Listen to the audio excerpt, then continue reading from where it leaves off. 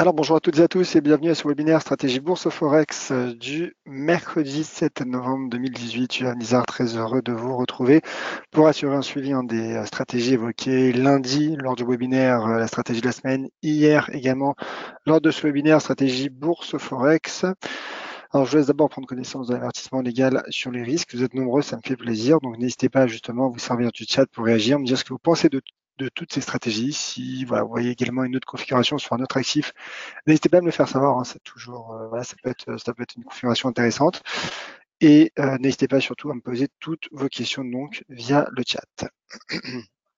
Alors, le trading avec effet de levier amplifie toujours les gains et les pertes. Un compte risque limité présente un risque de perte du capital investi. L'investissement sur compte titre présente un risque de perte en capital.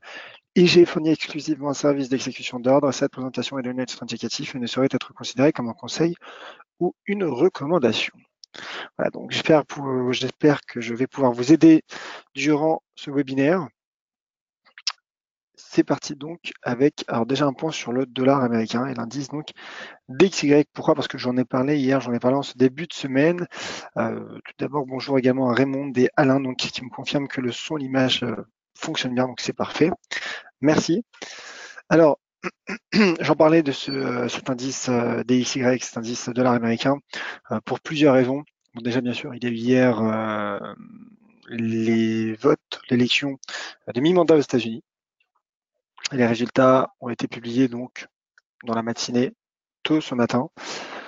Pas de surprise, donc le camp démocrate remporte la majorité à la Chambre des représentants, alors que le Sénat renforce, lui, sa présence, du moins, pardon, les républicains renforcent leur présence au Sénat. Donc voilà, finalement, c'est un scénario auquel on pouvait s'attendre. C'était le scénario plutôt anticipé hein, selon les derniers sondages, en tout cas, qui ont précédé l'élection. Et finalement, comme je l'indiquais hier, je citais notamment un analyste américain, un de mes collègues américains, Christopher, qui indiquait justement le risque baissier sur le dollar américain en cas de victoire des démocrates à la Chambre des représentants. Justement, hier, un des auditeurs, j'ai oublié son nom, je vous prie de m'excuser si vous êtes là, me demandait justement quelle pourrait être la réaction justement du dollar américain. Donc, je citais justement notamment cet analyste. Et on voit que pour le moment, le dollar américain est en effet vendu. Il est vendu. Techniquement, c'est vrai que le risque me paraissait plutôt baissier en ce début de semaine, comme je l'indiquais en webinaire ou via, en tout cas à travers les articles également d'EliFX. Il me paraissait plutôt baissier ce risque en raison déjà de ce graphique weekly, puisque vous voyez finalement le marché a configuré un deuxième sommet. En fait, il s'est replié sous son précédent sommet. Donc finalement, alors c'était pas une configuration de double sommet, loin de là, mais ce que je dis, c'est juste qu'il y a eu un rejet, un deuxième rejet consécutif sous ce sommet à 97 points, malgré pourtant en effet un franchissement donné journalière. Alors, rejet, d'autant plus qu'il y a une bougie qui ressemble à un doji, un momentum qui décélère. Donc, c'est vrai que le repli du dollar américain était techniquement envisageable. Donc là, en effet, c'est une cassure de cette ancienne résistance devenue support à 96,15 qui est en train de prendre forme. Et en données 4 heures, et là aussi j'en parlais hier et c'est important, c'est une épaule tête épaule qui a été validée, voilà, tout simplement. Épaule tête épaule donc qui a été validée, qui vient d'être validée par l'indice DXY, donc risque baissier pour le dollar américain. D'ailleurs, le RSI en données 4 heures, vous voyez, bataille avec la borne 30. Il est en train justement de pénétrer dans la zone 30. Donc voilà, moi je suis plutôt, je pense, voilà, je suis plutôt d'avis d'une opinion plutôt baissière hein, sur le dollar américain à court terme swing trading, en raison de tous ces éléments techniques et également fondamentaux. Alors je rappelle que demain il y aura l'intervention de la Fed.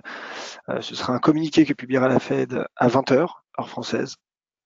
Je pense qu'il pourrait s'agir d'un non-événement. Maintenant, dans ce contexte politique, avec les élections qui ont eu lieu hier donc aux États-Unis et la probable hausse de taux, quatrième hausse de taux cette année de la Fed en décembre, je pense que les déclarations de la Réserve fédérale pourraient être significatives. Donc, bien sûr qu'on en reparlera de toute façon tout au long de cette fin de semaine, que ce soit via les réseaux sociaux, les webinaires, les articles. Mais en attendant, voilà, je pense que le dollar américain est confronté à un risque baissier sur le marché du Forex. Alors, passons à présent aux paires. au taux de change, et notamment donc les taux de change en dollars. C'est vrai que le dollar est vendu, mais je vais plutôt privilégier les stratégies que j'ai données cette semaine. Notamment hier, je parlais de l'euro-dollar et je parlais du potentiel haussier de l'euro-dollar qui serait confirmé en cas de breakout de cette zone de résistance. On y est, puisqu'en effet, cette droite de tendance baissière a été franchie et dans la foulée, un 14,50 également. Un 14,50 n'est pas un seuil que j'ai sorti comme ça au hasard, c'est tout simplement ce seuil d'inversion de polarité. Vous voyez, si l'on prend le bas des corps, non pas des mèches, mais bien les corps de ces dernières bougies, voilà, en tout cas du mois d'octobre, et cela correspond également à ce sommet, vous voyez, à ce sommet du 2 novembre, de vendredi dernier, en termes de corps et non pas de mèche. Quoi qu'il en soit, ce seuil a été franchi, pullback d'ailleurs, donc on va effectuer un pullback dessus. Donc là, clairement, ma stratégie, moi, sur l'euro-dollar, elle est haussière. Déjà, elle est haussière. C'est vrai qu'hier, je pressentais un tel scénario, mais j'attendais justement le signal officiel, entre guillemets, selon cette analyse technique, selon ces seuils techniques que je propose d'un point de vue subjectif, qui a pris forme. Et donc, en effet, cette fois-ci, donc, je maintiens donc mes objectifs à un 15,43 et un 16,23 en deuxième target. Troisième target, mais c'est sur du plus long terme, un 17,07. Je pense qu'on a encore le temps avant de parler d'un 17. Mais voilà, je rappelle simplement un élément technique intéressant, c'est que l'indicateur MACD, vous voyez, en données 4 heures, a formé la semaine passée une divergence haussière.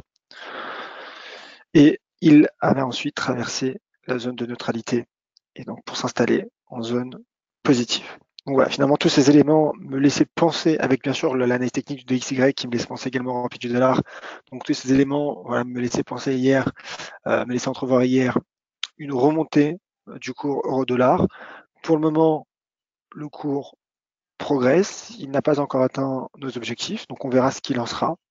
Mais en tout cas, techniquement, la configuration paraît plutôt haussière et je me demande même s'il n'y a pas une tête d'épaule inversée, qui a d'ailleurs été validée par le cours euro-dollar. Alors, vous êtes nombreux sur le chat. Bonjour Loïc, bonjour Jean-Louis, bonjour Roland, bonjour Raymond. Bienvenue donc à vous tous. Et Raymond, justement, qui me demande de l'art baissier court terme ou swing. Donc là, plutôt court terme, en effet. Plutôt court terme. Quand je dis court terme, c'est d'ici la fin de semaine, sous l'espace, sous 2-3 séances. Donc voilà pour l'euro-dollar. Je vais continuer avec les autres stratégies que j'ai données hier. Il y avait l'AUD-USD, lui aussi qui profite pleinement du repli du dollar américain, mais pas seulement, parce qu'on a vu que finalement le dollar australien s'est renforcé malgré une intervention plutôt mitigée, voilà, un peu optimiste, mais en même temps un peu prudente de la RBA. En tout cas, le dollar australien s'est renforcé suite à cette réunion de politique monétaire de la RBA qui a eu lieu donc non pas la nuit dernière, mais la précédente. Et techniquement, en tout cas, le signal pour le coup aussi a été donné, selon moi, depuis le 1er novembre de jeudi dernier, donc, puisque le cours est sorti par le haut de ce canal baissier de long terme. Et il a également franchi, vous voyez, ce premier seuil d'inversion de polarité à 0,72, 0,25. Donc là, il teste son précédent sommet à 0,7310. Donc clairement, le potentiel me paraît haussier. Oui, puisque d'autant plus que le dollar américain, vous voyez, est selon moi confronté à un risque baissier du point de vue technique. C'est uniquement mon point de vue, bien sûr. Je n'ai pas de boule de cristal, je vous fais simplement part de mon analyse technique. Voilà, je ne prétends rien.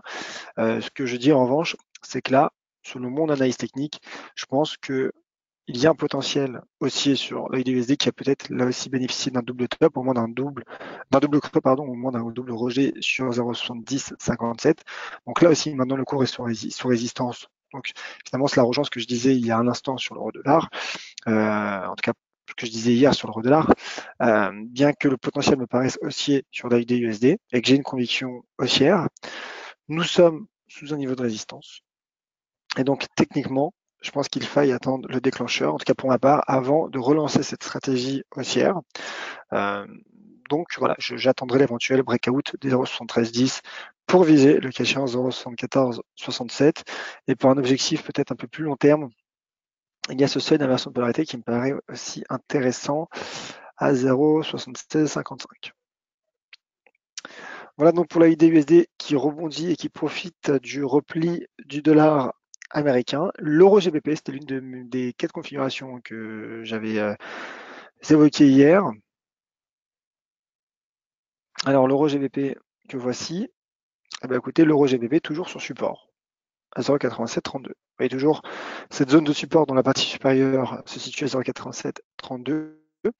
Et le cours, bien qu'il soit sous pression, que la dynamique soit baissière, que le MACD soit orienté à la baisse et tout ce que vous voulez, techniquement, en tout cas d'un point de vue graphique, eh ben, pour le moment, il n'y a pas de cassure.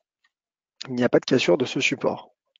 Donc là, encore une fois, comme je vais répéter ce que j'ai dit hier, puisqu'il n'y a pas de réel changement, il n'y a pas eu de breakout, il n'y a pas non plus de rebond. Vous voyez, il n'y a pas non plus de rebond.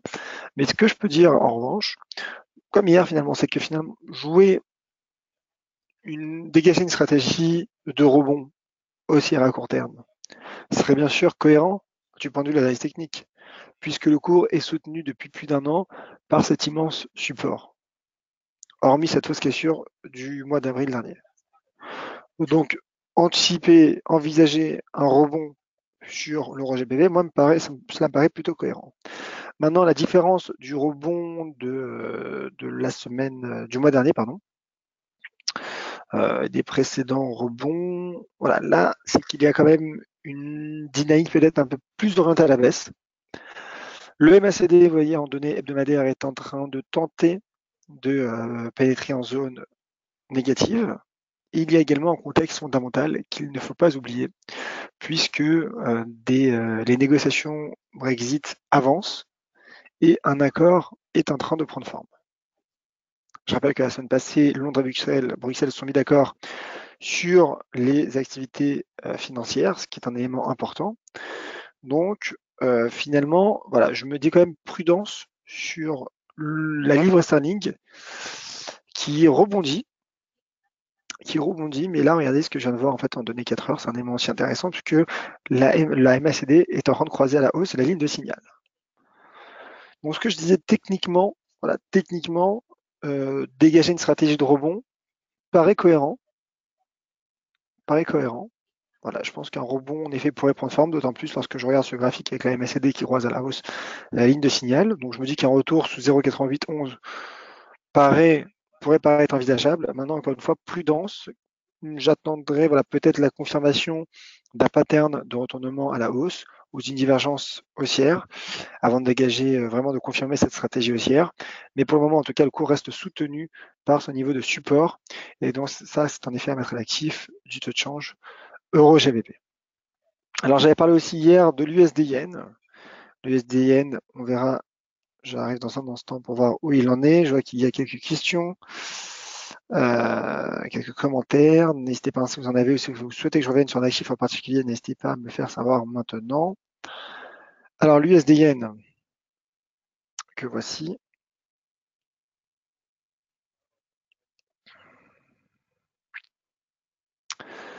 Bah, L'USD-Yen, lui, qui est fragilisé par le repli du dollar américain, ça clairement. Maintenant, voilà, il n'y a pas non plus de cassure. Sa droite de tendance haussière n'est pas cassée.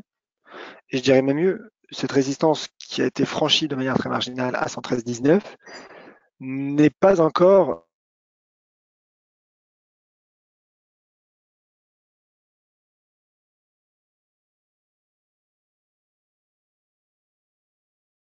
cassée. Vous voyez, le cours pour le moment se situe juste sur la droite de tendance haussière.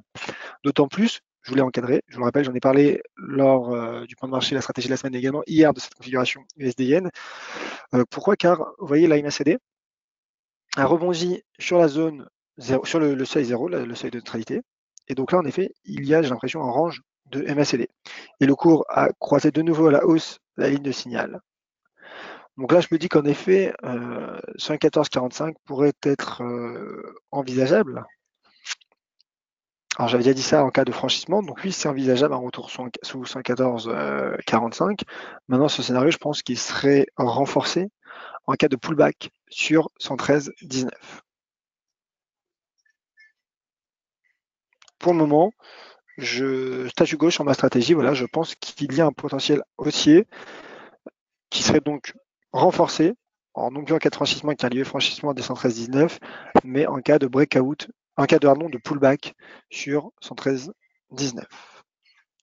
Ah, d'autant plus que je regarde encore une fois sur les MACD, moi, cela me paraît plutôt favorable pour l'USD Yen. Maintenant, prudence, car c'est vrai que le dollar américain baisse. Je pense qu'il y a peut-être, je dirais, des opportunités peut-être avec des configurations peut-être plus intéressantes sur d'autres actifs que de jouer le rebond du dollar américain, bien que ce soit face au yen. Voilà, je pense qu'il y a peut-être mieux à faire en termes d'analyse sur les paires en dollars américains. Voilà, puisque c'est risqué, le dollar se replie avec le contexte fondamental que l'on a évoqué tout au long de ce webinaire. Et ben voilà donc pour les 4 stratégies que j'avais données hier. J'avais parlé aussi de l'Eurocad, je ne sais pas si vous vous souvenez en fin de webinaire, l'Eurocad, et je vais en reparler puisque bien sûr que c'est un élément important. L'Eurocad,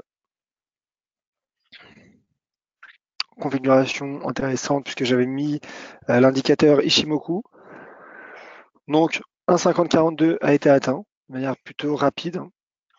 Je rappelle que ce qui m'avait fait penser, ce qui m'avait permis de donner une opinion, une stratégie haussière sur l'Eurocad, alors c'est d'une part ce franchissement par le cours de 1,4955, qui est le prolongement, vous voyez, de plat de la SSB, la partie verte du nuage, Ishimoku, d'autant plus qu'il y a eu pullback, il y a eu pullback sur ce niveau.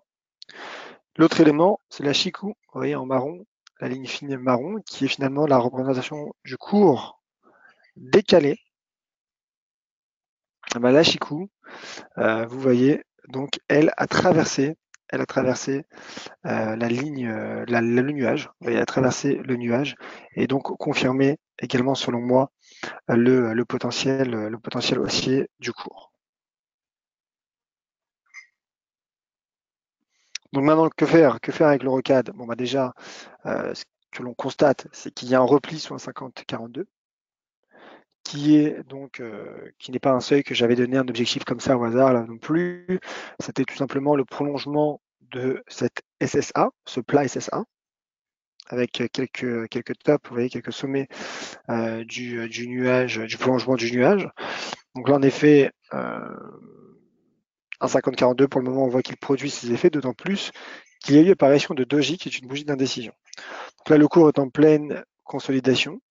Le RSI se replie sous la borne 70, et donc voilà, c'est plutôt un risque baissier sur le moment, en tout cas pour du très court terme, de l'intraday du court terme, qui prend forme sur le taux de change Eurocad, qui pourrait donc se rapprocher de nouveau de 1,4955. Voilà pour l'Eurocad. Je vais peut-être parler d'une autre ou deux configurations avant de passer aux questions. Alors il y avait l'Euro NZD aussi que j'ai bien aimé. Alors je l'avais tweeté, je ne sais pas si j'en avais parlé en webinaire, je crois pas que j'en avais parlé, mais je l'avais tweeté en début de semaine, également hier, je crois. Le fait que le cours est mis sous pression, vous voyez, ce niveau de support weekly, donc 1,7139, mais qui est également niveau de support journalier, et également cette voie de tendance haussière. Donc ce point d'intersection situé à 1,7139 a été rompu. Et donc, c'est un risque technique baissier qui a pris forme. Alors là, en effet, c'est peut-être maintenant un peu trop tard pour dégager cette stratégie, baissière. Mais là, clairement, il y a eu un signal qui a été donné par le taux de change euro NZD qui est en train de retomber en direction de ce support weekly de long terme à 1,6784.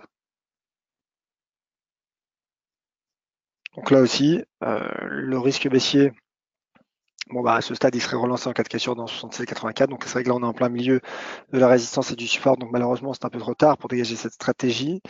Malheureusement, je n'en ai pas parlé, mais c'est pour ça que je vous invite à suivre mon compte Twitter @yoavnizar pour peut-être découvrir d'autres graphiques. En tout cas, ce risque baissier, je pense qu'il serait relancé en cas de cassure dans 67,84. Auquel cas, ma cible se situerait en 65 comme vous le voyez, avec mon curseur, ce qui correspond donc à ces creux, quasiment à ces creux de corps du 11 janvier et du 14 juin, 15 juin. Voilà pour l'euro NZD. Et peut-être un dernier actif avant de passer aux éventuelles questions, si vous en avez, n'hésitez pas à me le faire savoir. Si vous souhaitez que je revienne sur un actif en particulier, c'est le moment, car le webinaire approche de la fin. Eh ben, je vais peut-être parler justement, alors je voulais parler de la configuration aussi du CAC 40 et aussi du DAX, en fait, rapidement, parce que c'est vrai que ça fait un moment que je n'ai pas parlé des indices européens, donc là, je pense que c'est le moment. Alors, pourquoi parler du DAX? Alors, comme le rappelait l'analyste IG et DailyFX Vincent Bois, il me le rappelait hier, il me l'indiquait dans l'après-midi, il me disait que statistiquement, les marchés réagissent de manière plutôt positive aux élections mi-mandat. Alors, j'attendais bien sûr avec impatience ce matin l'ouverture des marchés et, les statistiques ne se sont pas trompées, vraisemblablement, en tout cas selon ce que m'a dit mon collègue Vincent Bois, puisque le cours a rebondi sur ce support, ce seuil d'inversion de polarité d'ailleurs majeur à court terme à 5057 points, et sur cette moyenne mobile à 100 périodes, donc à 100 fois 4 heures, 100 bougies 4 heures. Donc finalement, cette zone de support, ce double niveau de support a produit ses effets. Maintenant, ce qui relancerait le potentiel technique du CAC 40 serait clairement un franchissement des 5175 points, auquel cas donc le cours se dirigerait vers cet ancien support de long terme et majeur à 5242 points, puis éventuellement deuxième cible à 5331 points. Ça, c'est pour le CAC 40, en attente de signal là aussi qui rebondit, mais qui attend donc une éventuelle relance de ce signal. Et le DAX également qui a rebondi sur les 11 410 points, sur une inversion de polarité à court terme, mais également support de long terme, fin 2016, début 2017. Voilà, je suis en train de vous le remontrer. Bon, il n'apparaît, voilà, résistance de long terme. Ouais, c'est un support qui remonte à il y a longtemps. Voilà, on est à 4 heures, ça ferait risque de faire long pour le retrouver, mais en tout cas, ce que je veux dire, c'est que le DAX teste lui aussi une résistance à 11 690 points. Et donc là aussi, il confirmerait finalement sa relance, sa reprise en cas de breakout. Le cas échéant, le cas échéant du moins serait un signal technique aussi qui prendrait forme selon moi, et donc une stratégie haussière pour envisager 11 900 points et 12 124 points. Voilà pour les indices européens et pour mes stratégies sur le Forex. Pas que sur le Forex d'ailleurs, sur les stratégies que j'évoquais hier.